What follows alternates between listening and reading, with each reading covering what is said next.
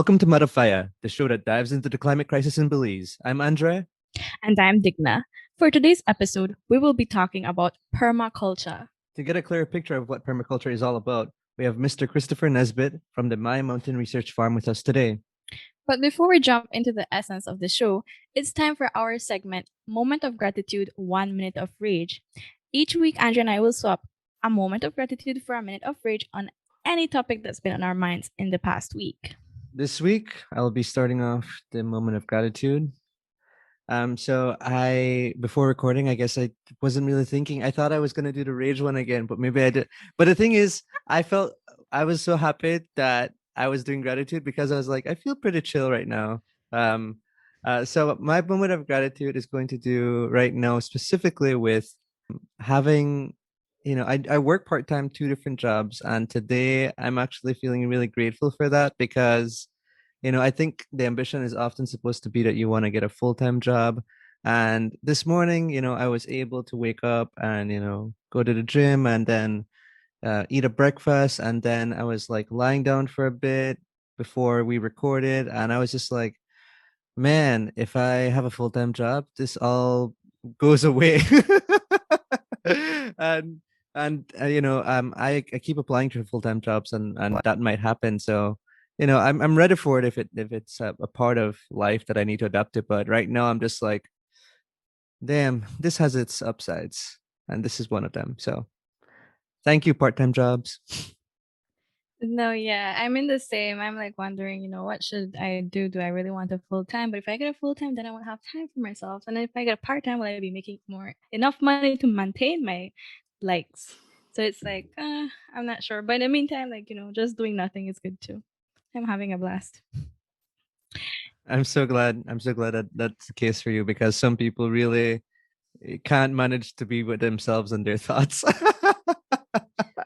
True. So, okay, now it's Mhm. my minute of rage. And let me just put the clock, start the countdown. So my minute of rage has to do with the different forms of abuse not being discussed enough. Unfortunately, many still believe that abuse is only physical, and it pisses me off. Recently, a friend of mine shared the details of her relationship with me, and I was in awe of the partner's behavior.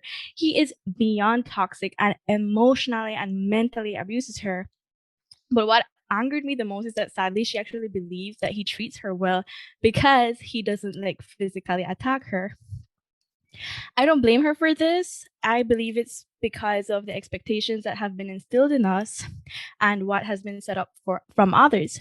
For example, I was being raised told that, as long as he doesn't hit you, it's fine, or I'm lashing you because I love you. And I think that's very confusing. And I think that it's messed up and I hate it. It angers me to know that there are abusers out there who sleep well at night. We need to start teaching others that no form of abuse is acceptable and that is not love. Well, there goes my minute. No, no, you have a bit more. I know it. I see it in you. Finish it. Yes, that any form of abuse is not acceptable and that is not love. I know that love is abstract, but actions are concrete, and we need to learn to put our health and sanity first and pay attention to all those red flags. Digna, thank you for sharing that. That was really strong, and I'm glad you shared it because it's a part of it. It's a part of like health and well-being, and yeah, no one deserves to be abused in any way, and it's definitely something that is often spoken about in regards to women recognizing abuse and not accepting it, and we also need to make sure that people understand that abuse comes from men often and that is instilled in men and throughout their lives. It's not something you automatically become accustomed to as an adult. You sort of get trained in abuse by experiencing abuse often or by having a lot of emotions that are really vile and that you are channeling into actions that are hurting other people. So thanks, Digna. It's I'm sorry about your Mhm. friend, and I hope she's lucky she has you, and I hope that things work out for her, that she leaves that guy. I hope so too. Thank you. Yeah. Damn. Okay, so this week we're going to be talking about permaculture. Discussing environmental issues can often become problem centric. And so today we wanted to talk to someone whose life's work has been to reimagine how farms work through the practice of permaculture. The founding of permaculture in Western settler colonial society is often ascribed to Bill Mollison, an Australian whose studies of indigenous communities and animals led him to develop the first permaculture systems and its values. The word is intended as a contraction of permanent and agriculture, which has been expanded since to include culture in addition to just agriculture. Though Mollison's work is considerable, it's also vital that we foreground that many of the techniques practiced in permaculture had been in use by indigenous communities worldwide for centuries. It is their knowledge that forms the basis of permaculture, and to correct historical injustices, land has to be returned to all indigenous nations by all settler colonial states. And now our interview with farmer and teacher Christopher Nesbitt from the Maya Mountain Research Farm. Hi, you're here with Andra and Digna. We're here today talking to Christopher Nesbitt of Maya Mountain Research Farm based in Toledo. He's also the winner of the Commonwealth Secretary General's Innovation Award in Sustainable Development. Welcome to the show, Chris. Thank you for having me. It's really lovely to be here. I enjoy listening to your shows. Hi, Mr. Chris. Thank you for your time here. So, I'm relatively new to the term permaculture. So, for people like me, can you please explain to us what is permaculture? Permaculture is sort of a design pedagogy. It's a way to teach people how to design primarily better landscapes, but permaculture can be applied to businesses. It can be applied to household dynamics. It can be applied to a lot of different things. Permaculture is notoriously difficult um, to explain because there's a lot of different practices under the umbrella of permaculture, ranging from agroforestry and sustainable grazing and hydroponic or aquaponic vegetable gardening, or building with natural materials, working with renewable energy. And then there's sort of the invisible systems in permaculture, which include cooperative models and let's economic systems that create economic models where trade is conducted without currency. So permaculture is very large. But for the purposes of today, I'll mostly be talking about food production. Can you tell us about how the Maya Mountain Research Farm came about and what you guys do there? Okay, well, I'm 55 years old. I came to Belize when I was 19 from New York City, so I'm on the exchange program. For all your cousins living in New York, I decided I'd live down here. That's a joke. I That was in 1985, and by about 1987, I started thinking like, well, I want to live in Belize. And in the 1980s, Belize was a very different place. It was much smaller population-wise, much larger in terms of distances. It was, to get from Punta Gorda all the way to Belize City in one day that was a one-day affair. And I have actually driven from San Pedro, Colombia, where I live, all the way to Belize City and back in a single day, which would be unthinkable back in the day. So in those days, I did sort of the analysis after living in the country for a few years and thinking about uh, how does one live in Belize? And uh, so I decided that the two ways that look like were to either go into the nascent ecotourism industry or to go into farming. By the time I was in a position where I found a piece of land and I was in a position to pay for it. I was 22, and in a rare insight into my own character, I opted to go into farming instead of tourism because when I was 22, I was very full of strong politics and full of myself in a way that I wouldn't have made it in tourism very long.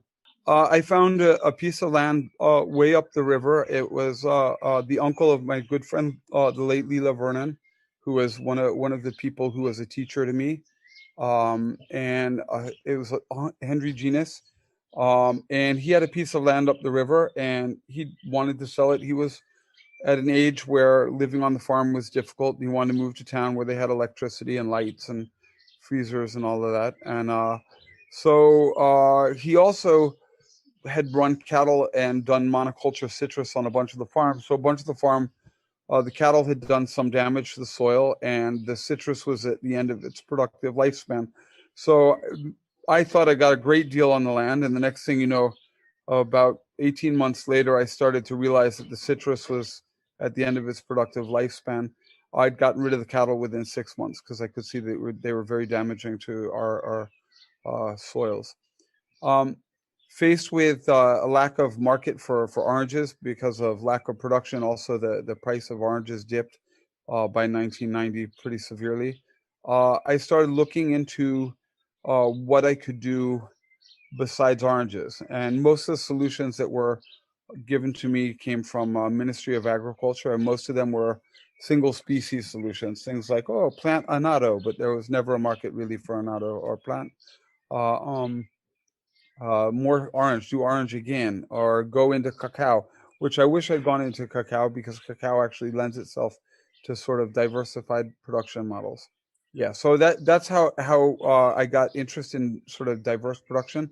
I took a permaculture design course in 1991, which was eye opening for me. I know Andre's taken the course here and expressed to me that when he went into the course, he didn't really have a good idea what he was going to receive. At the end of it, he was slightly overwhelmed. I was completely overwhelmed because there was no internet before then. I literally heard the term permaculture a couple of weeks before the course happened. I happened to have some money in my pocket to be able to afford the tuition. They gave me a cut rate, which was nice. I took it. In the end of it, I my head was reeling with possibilities. Land is a resource many Belizeans don't possess. Do we need a lot of land to start practicing like something under permaculture?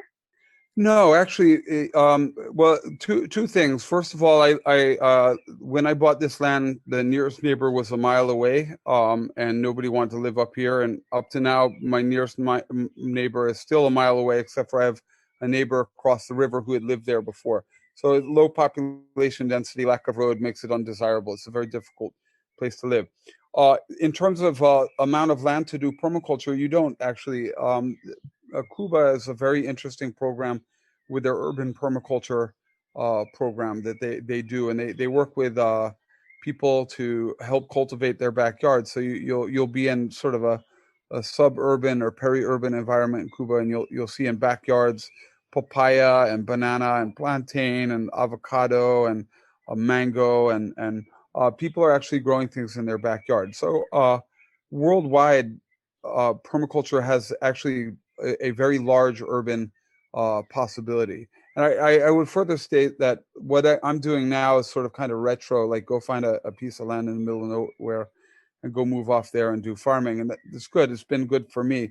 But the real frontier of permaculture in the coming decades is going to be in the urban environment, because that's where the majority of the world's population lives. And because of the nature of food delivery and sort of just-in-time food delivery and overdependence on petroleum, any minor disruption to the economy or to infrastructure, whether tied to a natural disaster or civil unrest, will result in a decreased availability of food in urban environments. So it behooves everybody anywhere to start growing their own food. And that's one of the things I'm actually heartened by in the last year since the pandemic started, is that the interest in farming and growing vegetables and growing food and has really rapidly expanded.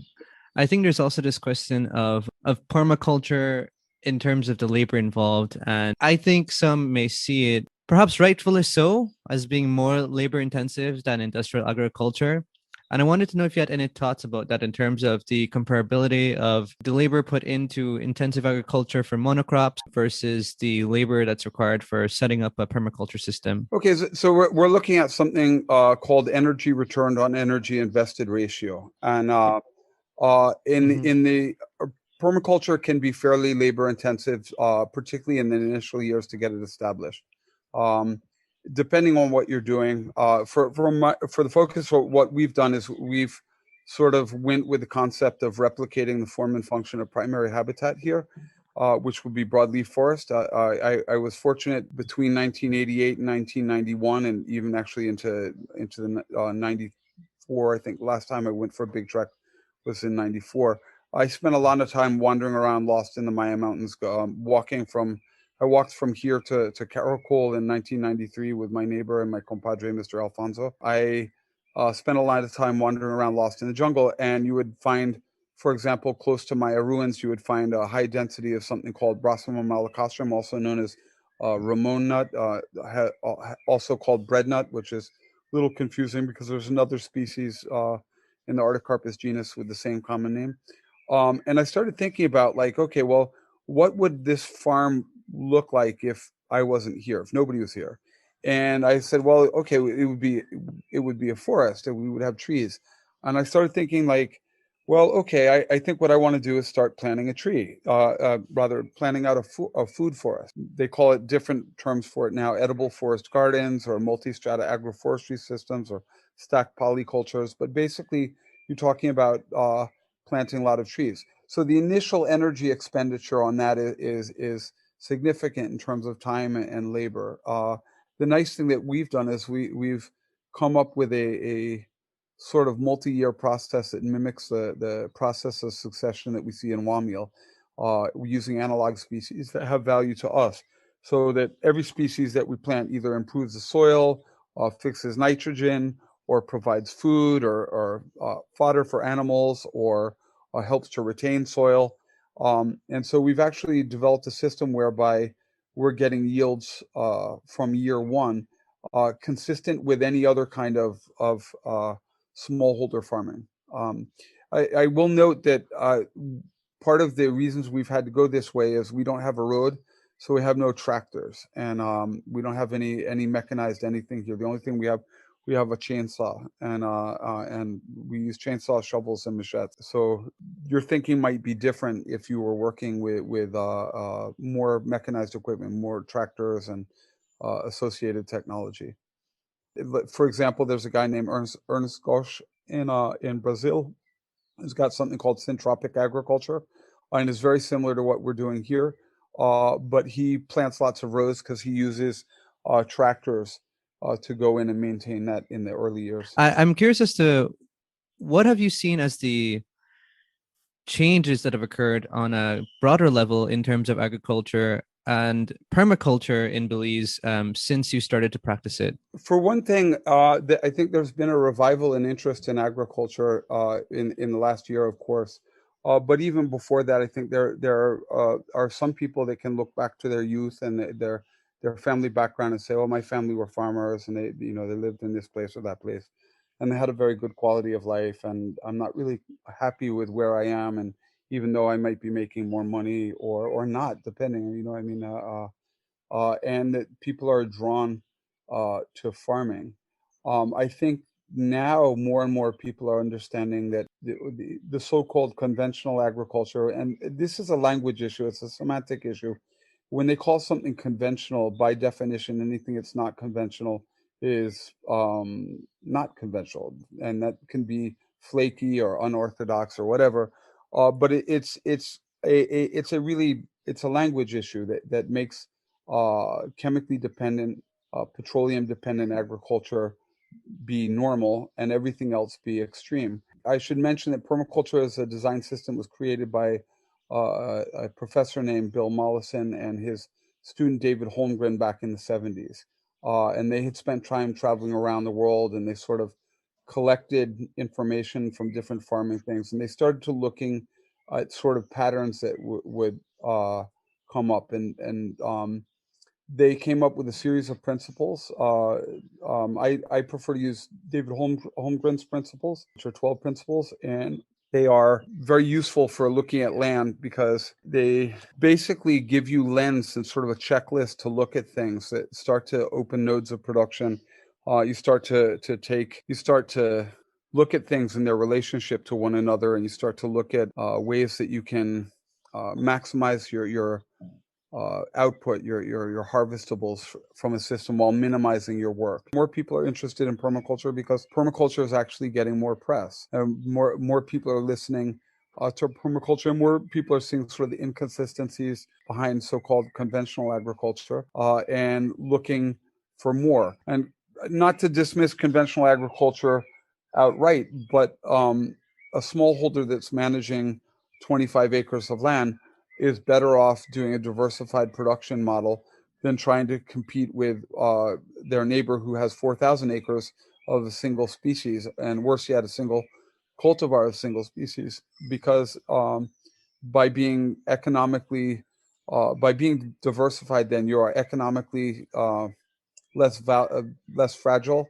and you're also uh, environmentally less fragile. You're less prone to plagues and diseases and market vagaries that because of rising prices and falling prices, you'll always have something to get a yield up from.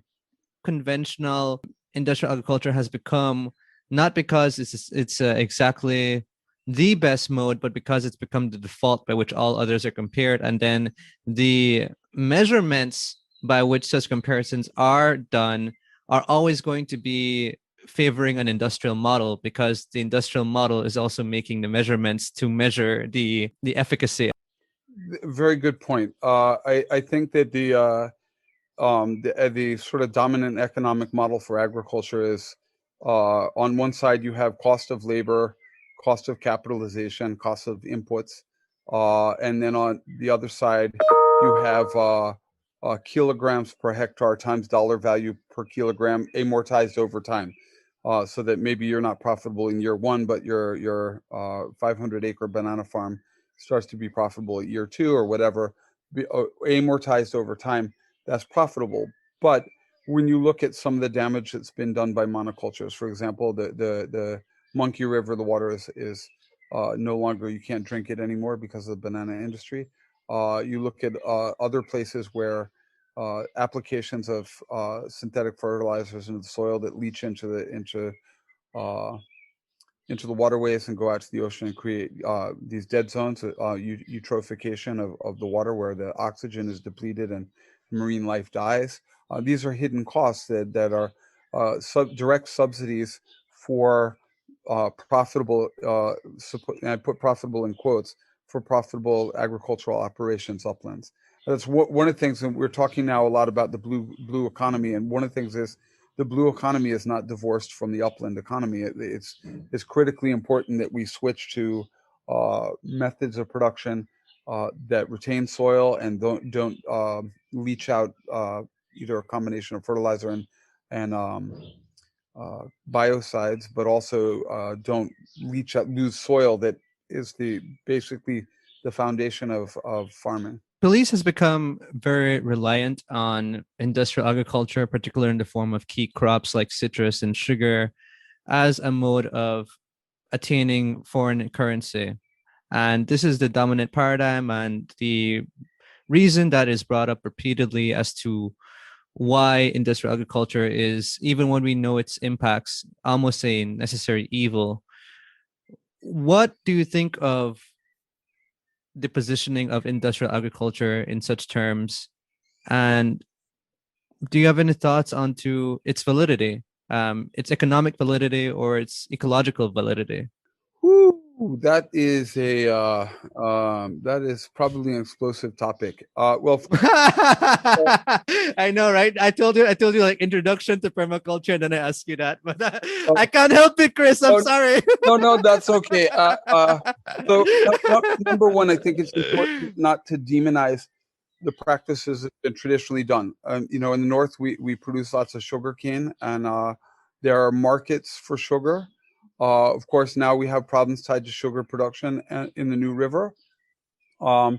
We have citrus. Citrus has been king, particularly in the Stan Creek Valley. And of course, there are issues tied to citrus production as well. So I'm not advocating that we stop that. What I would do is find ways to tweak those industries to make them better for the environment. And one of the ways is, for example, in sugarcane, we could take all the bagasse, which they're already burning now, for cogeneration for BEL, and we could be making biochar, which is pyrolyzed biomass. Basically, it's burning something where oxygen gets depleted and it's still hot and it off gases. And everything in the biomass except for the carbon leaves and is ignited and burned.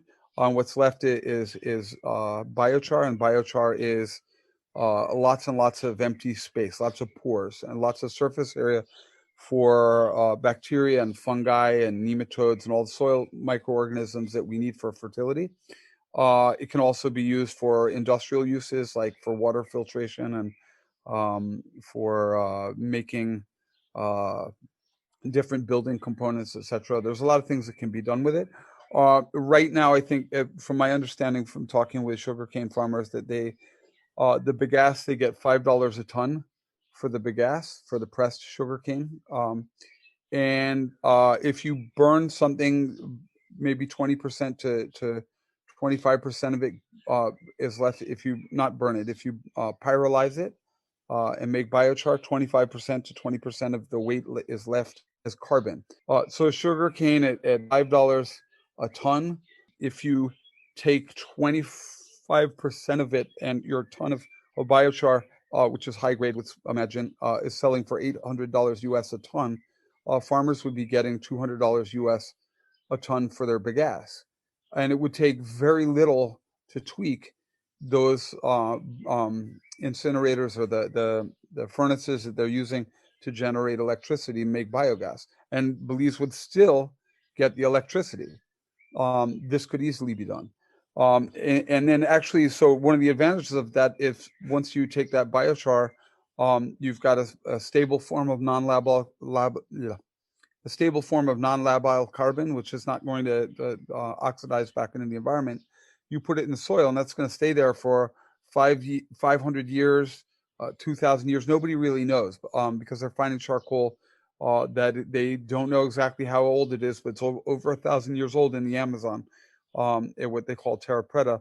And what that does is you've created habitat for soil microorganisms. So even if you're a synthetic farmer and you're applying synthetic fertilizer, you have to apply less because you've got microorganisms that can help move the nitrogen around, can help hold it. 1 ton of biochar in the landscape can retain 30 tons of water in the landscape. So all of a sudden now you're building in drought resistance and ways to basically not suffer during our increasingly prolonged and increasingly severe dry seasons. Furthermore, you could be taking, let's say you test your biochar and a whole bunch of it turns out to have undesirable qualities in it, like it might have cadmium, which maybe you don't want to put back in your food system, but it's still a form of carbon that's not going to oxidize. So you can grind it up and put it into the roadways and make your roads a little stronger, or you can use it for water filtration for where the effluent comes out of the sugarcane factory to catch all the pollutants that are damaging the fish habitat. There's lots of things could be done with it. In the case of citrus, there's a lot of work being done. My good friend Louis Sewell is at Citrus Growers, has done a lot of work on Centrosema and Desmodium to fix nitrogen. We could be taking all the pressed orange peels and we could be generating biogas with it, which we could run through a generator and make electricity, or we could make into methane that we can use to cook in our kitchens. There's a lot of different things that can be done within the existing industries that we have, instead of saying full stop, let's dismantle them. But I think part of the problem is that nobody is doing a sort of full cost accounting system for some of the models that we have. And in sugarcane, the cost to the environment is fairly high time to time, and it doesn't have to be. And the limiting factors in that are our imagination and political and economic will to change that. And so I think that because everybody loves Belize, None of these people say, I want to do an industry and put money in my pocket that does damage to Belize. The industry, if it does damage to Belize, that's not the focus. That's not the intention. So how do we work with people to convince them to say, yes, you could tweak this just a little bit and create something that's better than the model that you're working with right now? Have you had any success in those types of communications with people who are involved in some form of monoculture? Just having success at seeing incremental change occur that has had benefits both for the farmer and to the environment over which they are steward? So far, no. But the fact of the matter, the fact that you and I are having this conversation today, and that many of us have had those other conversations at other times, indicates that we're reaching critical mass where that could actually happen. In the case of the biochar with the sugarcane farmers, it boils down to economics. Farmer could be getting $5 a ton for their bagasse, or they could be pyrolyzing it and getting $150 US or $100 US a ton, depending on how they divide it up between them and the processor. So what we need to find ways is to focus on the economics of it. How do we get this to change? And one of the ways we get this to change is you make it so the farmer has more money in their pocket at the end of the day. That was a lot of information, very overwhelming. But I agree with what Mr. Nesbitt just said. I remember I was taking this bio class, and my professor was like, the only way people will listen is if you talk to them in their language, telling them that no, if you're doing this, you're just losing more money, and if you change to this is how it can benefit you, and that is how we need to start conversation, because it's really easy to say, oh, we need to do this, we need to do that, but then how? And I also believe that just having this conversation is a great start. It's a great initiative. And then, just having all the broader audience involved. And I think from there, we can do something better for Belize. Chris, I wanted to know if you can talk a little bit about your relationship with the people of San Pedro, Colombia, the village that is nearest to my mountain research farm. And I wanted to talk to you about, your farm is its own unit, yes, but from my understanding and from my time at the farm, you also have this reciprocal relationship with the people of San Pedro, Colombia. And I wanted to know, how does that play into some of the values and ethics that permaculture tries to prioritize? Well, I'm lucky. I've been in San Pedro, Colombia for going on 33 years right now. And so when I first came here, the village was 700 people, and now we're over 2,100. We could be significantly higher than that because we have a lot of people that were jobbing out in the tourism industry that have come home. I've been very well treated by this village. I mean, the community has been uh, very kind to me and very accepting, and I tried to reciprocate. I mean, we help out people when we can. One of the things that we've done over the years is tried to give scholarships to local students, particularly for a permaculture design course. Every year, well, every year before this year and the year before, every year up until 2019. Our first permaculture design course was in 2006. And then we had a permaculture design course in 2000, was 2000, was 2020 rather. So yeah, so we had a bunch of permaculture design courses, and we've always given scholarships. We've been lucky that we get some support through an organization called Lush, the Lush Fund, through Lush Cosmetics. And we're working on a larger project that they were helping us to facilitate stakeholder engagement with. One of the steps of stakeholder engagement was to work with the village council of 10 different communities that we would like to work with for this project. And before COVID totally started getting out of hand, we had met with 4 village councils, and we were able to get 4 village councils, including San Pedro, Colombia, to send students. So that was spearheaded in this village by Miss Anna Chen, who's one of the village council ladies. And so yeah, we try and work closely with the community and the village council on different things, and that was an example of that. So we had, I think, four classes that we received funding ship. 4 years we received funding for scholarships from Lush Fund, and other years we got scholarship money from other people, or we just gave scholarships because we had enough students that we could afford to give 8 scholarships. We try to make our permaculture design courses, because we bring in a lot of international students. We try to have at least 50% of the student body be Belizean. And the other thing is that we want at least 50% of the Belizean student body to be women. And this is not tokenism or anything. This is the fact that women share information more freely than men. number one. And number two, women are less likely to get bored living in the village and quit and go take up a job being a taxi driver out at San Pedro or Kikok, or go take a job in the tourism industry up in Cayo. Do you have like any records, or do you know that like if these students went back home and did something with what they learned? Like, do you guys keep in contact with them? Social media has become this amazing for me. So even now in the time of the pandemic, I see people on social media that I haven't seen in several years, because and worse with the pandemic, even before the pandemic, I didn't get out very often because the farm is basically a full-time job. But through social media, we see a lot of our students and what they're doing, and some of the students are applying the work, applying what they've learned, and some are not. It's sort of like broadcasting seed. If you broadcast seed, some seeds will flourish and catch, others will not, and or they'll flourish and catch in other ways, but not necessarily in what they're doing here or what they learned here. And how can Belizeans apply to these lessons or workshop that you guys offer? Our Facebook page, which is under the name Maya Mountain Research Farm, has updates or when we're going to have courses or do trainings, and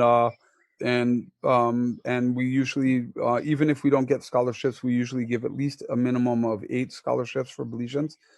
We've had students from Cayo District and Belize City and Dangriga and Punta Gorda and various communities here in Toledo, from what do they call that place? Not Cowpen, Bella Vista. And we've had a student from Orange Walk. So we've had students from around, and social media is a great way to move information around in this country. One more question I had for you, Chris, is having to do with the nature of, because we're talking about this over audio, and even if we did video, you'd probably be sitting in one place. But I wanted to make sure I conveyed to the listeners that going to my mountain research farm, and there are other spaces like this in the world, in Central America even, but going to my mountain research farm, it is for somebody who is, at the time when I first visited and every time since then, somebody who has become more and more increasingly familiar with ecology and the understanding of how permaculture functions. It's sort of going to Willy Wonka's chocolate factory where, everything is candy. It's similar to that sense of overload of everything here has a role and some things are incidental, yes, for the very reason you talked about. You broadcast seeds and some of them grow somewhere and some of them don't. But I wanted to know, if you could reflect for a moment on how that land started to know. What are your thoughts on it? How much of it do you feel aligns with that initial vision, and how much of it is a surprise? So okay, I'm looking out my window. I'm sitting upstairs on the veranda, and I see in line of sight I have a nona, a coconut. I see some teak trees. I see a caimito. I see some lucena. I see some avocados that are loaded and will soon give us avocado. I see Inga edgeless, and I see uh, Guanacaste. I see mango. I know underneath all of that, there's cacao and there's coffee. There's cardamom, there's turmeric, there's ginger. My wife has been, Selene Logan Nesbitt, has been hand pollinating vanilla religiously every morning for the last 6 weeks. So I know underneath there's more vanilla fruits getting established. There's timber trees like the Mayflower, and there's fuel wood like Guazuma omofolia, what they call pishoy or bay cedar. So we have a different mix of different species that provide different things. Some of them are straight timber, like the Samwood and the Mayflower, but they also function as canopy over the cacao and the other species that are shade loving. Some like Guanacaste are both canopy and actually timber, but they fix nitrogen through a mycorrhizal association. Root nodules that take atmospheric nitrogen, store it in the land, and make fertilizer, which can be used as fertilizer for plants. Some of them are Some of them are fruit, some of them are food. So I have a bunch of different things. This is actually a lot very similar to what I envision. I didn't mention there's a whole genus of trees in the Artocarpus genus, which most people know in Belize. The most popular one is breadfruit, a very common food in parts of Belize back in the day, but is less common now because, in part because a lot of our population is moving into the cities and towns. But that's another one that's actually very important. Between the breadfruit and the bread nut and the jackfruit, that can provide most of the calories of our diet through the year if that's what we wanted to eat. You could have a very wide and varied diet off of things just off of the farm. And that's what I kind of hoped for. Uh, some of the things that we're seeing, the advantages that I didn't anticipate, was, for example, wildlife. We have had ornithologists basically walk around here with their binoculars on the verge of a spontaneous orgasm because they see all these different bird species and get to click off, some little brown bird that, my own thing is I don't know a lot about these birds, and it's in my every year I say I'm going to learn more about them, and but habitat is increasingly important because we are diminishing the acreage of wild spaces that we have as we expand our agricultural model further into the bush.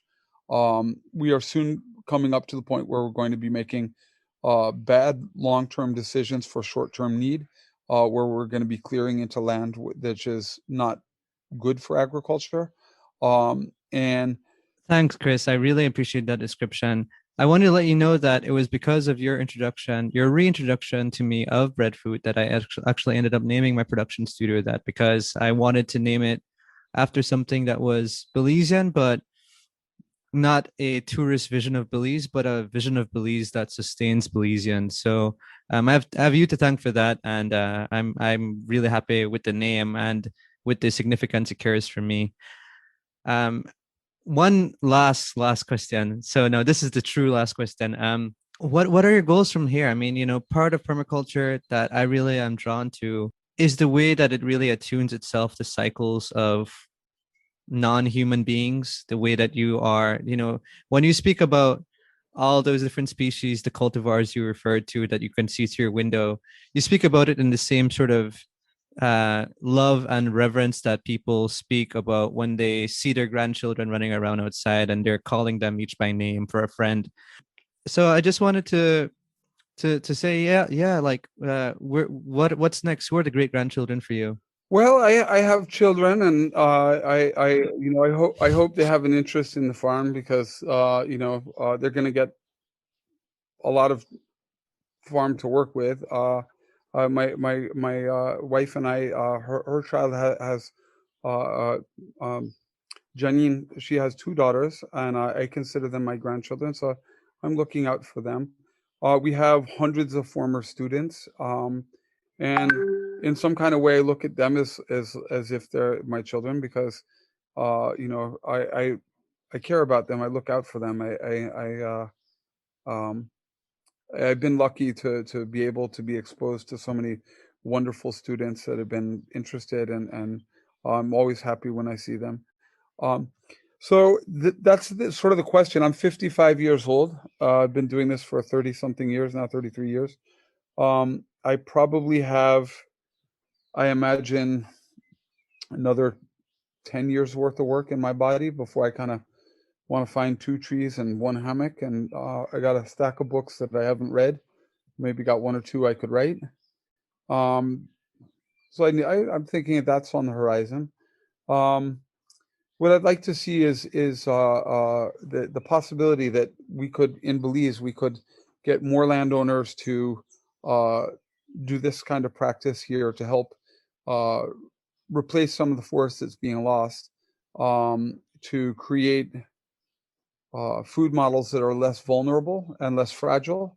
Um, I think we don't celebrate our heroes when they're living. Not to say that I am a hero, because I'm not. I'm just a lucky person who's done a few things right and a bunch of things wrong. But people like the late Mr. Henry Fairweather, um, and Isaiah Mortar, should be those should be names that every Belizean student knows. Every young Belizean should know those names, because those are people that contributed greatly to the creation of the country, and had visions for the country, and they were based on trees. Mr. Mortar planted out and managed, coconut, and he was the richest man in British Honduras. The late Mr. Henry Fairweather, when he retired, he planted out hundreds of thousands of mahogany trees. And so there's people like that who should be celebrated. In my own life, I've known the late Mr. Pablo Cal, who was one of the chairmen I worked with when I managed Toledo Cacao Growers from 1997 to 2004, who was planting out mahogany trees when he was 65 years old, and those weren't for himself. Another farmer I met was the late Mr. Saul Garcia, who sadly passed a few years ago. And he has probably the most diversified farm I've ever seen, the most impressive farm from the viewpoints of biological diversity and food security and sort of land repair and carbon drawdown. I didn't have to go to Peru to see that. I did go to Peru. I didn't see that. I didn't have to go to Venezuela to see that. I didn't have to go to Dominican Republic to see that. The most impressive farm I've ever seen is a half a mile down the river from me. So we have these people here, farmers who are doing amazing work, and many of them, when they're gone, we lose these vast reservoirs of knowledge that they had, and nobody valued it, and that's a sad thing. So lucky thing is I'm writing a book right now. It'll probably be finished in about 8 years on specifically on how to draw down atmospheric carbon using agroforestry as a tool, and the permaculture principles, how to apply them to landscapes in such a way that we end up with good design. Yeah, we're all only going to be here for a little while, and after we're gone, here is still going to be here. I guess my point is that we should try to make this place better than when we found it. Thanks, Chris. That's a great place to end. I really appreciate you coming on the show. And like I said before we started, this is just the start of us having these conversations, because one thing I really want the show to prioritize is not only us critiquing environmental issues, but us giving time to celebrate these victories and celebrate these small spaces like what you've been able to achieve at my mountain research farm. So thank you for coming on and giving us the opportunity to right now, this entire time we've been able to listen to the birds in the background of your space, and it gives me hope that we can do more to replicate that and scale it up. Well, lovely to be invited to be here, and I really appreciate the conversations that you're inciting in Belize, and I really admire what you guys are doing. That's great, and I hope that soon the pandemic ends, or at least enough of us are vaccinated that you guys could come and visit and maybe walk around, and you could show Vigna what you're looking at. Thank you to Mr. Christopher Nesbitt for his time, and to you, our followers, for tuning into our show. If you like the show, please consider writing a review for us over on Apple Podcasts, as it helps to increase the show's visibility. If you write a 5-star review, we will read it in a future episode. If you have a climate crisis or environmental story impacting Belize you'd like to discuss, you can contact us at madafyah@gmail.com, or message us on Facebook and Twitter at Marafaya, and be sure to hit that follow button. We encourage you to subscribe to the show so you can hear all of the other episodes that we have coming up in the next few weeks. Thanks to Alexander Evans for providing our theme song. You can find him on Instagram at Alexander Evans Music, and thanks to Demi Williams for providing our artwork. And thanks to you for listening to Marafaya. Don't forget to join us next week for another episode. And remember, climate change is real and collective effort is needed to save our home. We wish for you greater resilience, joy, and meaningful life.